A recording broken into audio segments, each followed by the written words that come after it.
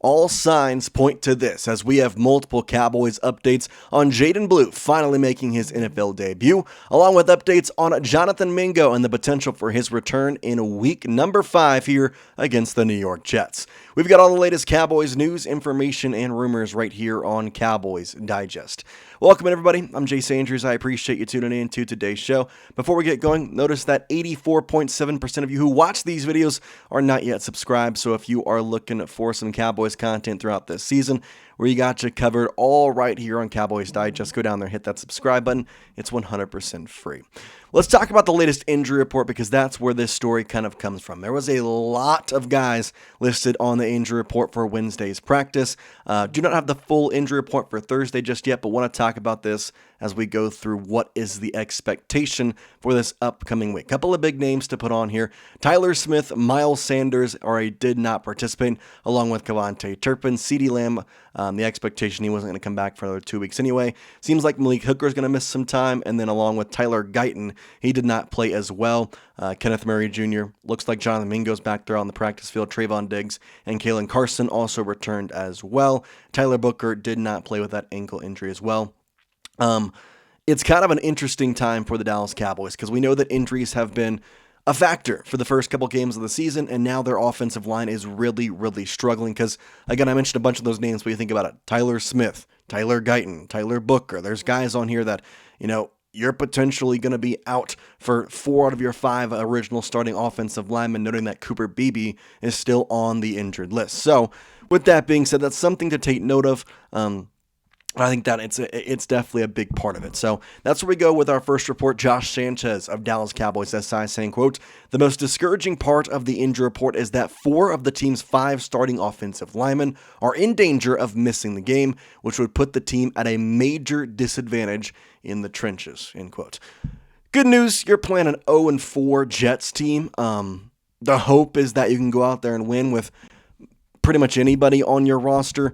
I know that that's not the way it's going to go, but at the same time, we can see that. Now, another interesting name in there was Miles Sanders. Saw him exit the game versus the Green Bay Packers. Seems like he is not going to be able to play this weekend, which should open up the door for Jaden Blue to finally make his NFL debut, which is where we have the report once again here. Nick Harris of Fort Worth Star Telegram saying, quote, "As a result, the expectation is that this will be the week that rookie running back Jaden Blue makes his NFL debut after being on the inactive list for the first 4 weeks of the year," end quote. That's a huge thing for the Dallas Cowboys when you look at the stats there for Jaden Blue in his college years because, well, he quite frankly has not had any time at the NFL level just yet. I don't know how big of an input he's going to have, just strictly basing it off of the way that the Cowboys have handled Jaden Blue up until this point. It seems like they don't think he's ready, being inactive for the first 4 weeks now. But I think when you don't have Miles Sanders, your choices are Hunter Lipke and Javonte Williams. Now, Javonte Williams will have a very big role, but we saw in the Green Bay Packers game, once Sanders went out, it was Hunter Lipke. I think that Jaden Blue can get those reps. This past year at Texas, his last collegiate year, 730 yards on 134 carries, 5.4 average, and 8 touchdowns on the ground with a long of 77. That does not include his receiving or his returning abilities. I think with Cavante Turpin out, it just makes even more sense that Jaden Blue will be active. I can't tell you whether the Cowboys believe in him enough to make him that number 2 back behind Javonte, or if they trust Hunter Lipke more. And then beyond that, I do think without Cavante Turpin, we will at least see Jaden Blue in the return game in some extent. Now, I want to go to the depth chart here, just talk about this offensive lineup a bit more, and kind of go through what the expectation is. So Tyler Guyton is injured as of right now. Tyler Smith is not looking good. Brock Hoffman is your no starting center just because of the injury to Cooper Beebe. Tyler Booker is injured. Terrence Steele looks to be the only perfectly healthy one, I think is the big thing. The good news behind all this, Nate Thomas is an absolute dog, and I really do trust him to come in and play a good left tackle, or really right tackle if we need him there. But past that, I think that it's really tough. And that's kind of where we have to go with the report because Guyton is going to be the issue where if he can't go, you got Nate Thomas, but past that, I don't think you want to be missing too much more. Quote, on the offensive line, if Guyton cannot go, expect Nate Thomas to draw his first career NFL start after playing 17 snaps in Week 4. If Smith cannot go, the options get a little more slim. Trevor Keegan and Hakeem Adeniji are on the active roster options, end quote. You have the practice squad. You have the ability to bring up somebody if you were to need that percentage or that person to be in that depth role, but it really makes for a troublesome time in a lot of different ways. I think that it's tough because you think about this offensive line, you think about Jaden Blue and him making his debut, as we go back to a quote here from Nick Harris saying, quote, Blue is next in line at the running back position to back up Javonte Williams and could factor into the return game work as well, with Turpin expected to be out, end quote. But it makes it a little bit harder for a rookie running back to make his debut in the NFL with an offensive line that has 4 out of 5 guys as their, at the beginning of the year, I know it's not now, but at the beginning of the year, that was their second string guys being on the starting roster for the game against the New York Jets. I think there's a lot of positives to take through. I think that if you look at this team as a whole, you feel confident that the backup offensive lineman can handle it. But I can't sit here and say that Jaydon Blue is going to be put into the best circumstance right away because of the specific things that I just mentioned. Now, at the same time, you also have to look at Jonathan Mingo because it seems like on the positive side, he actually could be back this week, along with Caelen Carson, and that's where we go back to the report Nick Harris of the Fort Worth Star-Telegram. He says, quote, on a positive note, the Cowboys activated the 21-day practice window for quarterback Caelen Carson and wide receiver Jonathan Mingo, who both suffered knee injuries in the preseason. Now, a couple of things to note on that. They do have kind of a window until they have to be activated. Quote, they have until October 22nd to be activated off the injured reserve list onto the active roster, or they have to be put back on the IR for the rest of the season.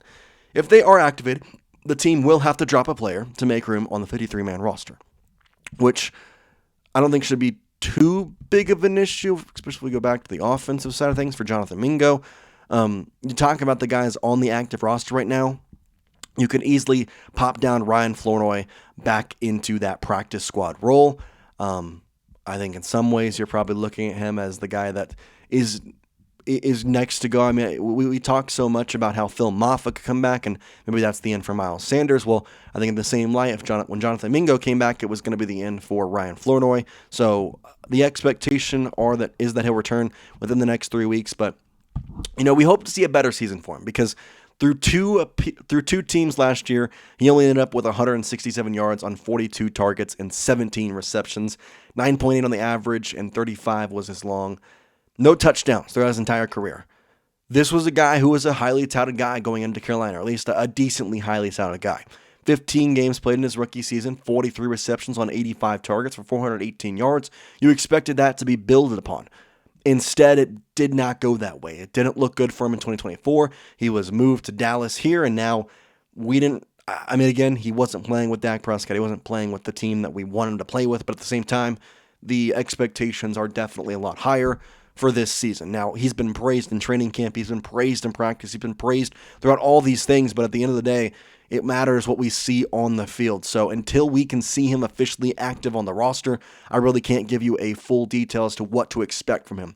I hope that he is back to, the guy that Carolina thought they drafted and the guys that they saw at Ole Miss, but I don't know. I really don't. And we have to see him and how he works with Dak Prescott and how he works with this receiving room, because there was a lot of excitement this offseason thinking about, okay, our receiver room is going to be CeeDee Lamb, George Pickens, Kevontae Turpin, and Jonathan Mingo. Like, that was the 4 that were like, oh yeah, these guys are going to be great making the roster. And then got into training camp and it kind of molded and shaped. Tolbert took a spot in there. It's going to be interesting, and the receivers and the injuries have kind of come and nicked people up, but man, if you think about that wide receiver room, you think about the idea of having CeeDee once he's back healthy, and George Pickens and Kevontae Turpin once Turpin's back healthy, and Jonathan Mingo out there.